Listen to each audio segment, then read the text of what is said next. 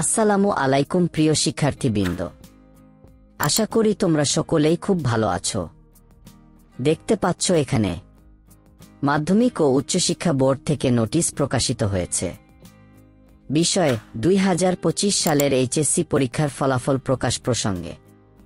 উপর্যুক্ত বিষয়ের প্রেক্ষিতে জানানো যাচ্ছে আগামী 16 অক্টোবর 2025 তারিখ সকাল 10টায় এইচএসসি পরীক্ষা 2025 এর ফলাফল স্ব প্রতিষ্ঠান থেকে এবং অনলাইনে একযোগে প্রকাশিত হবে।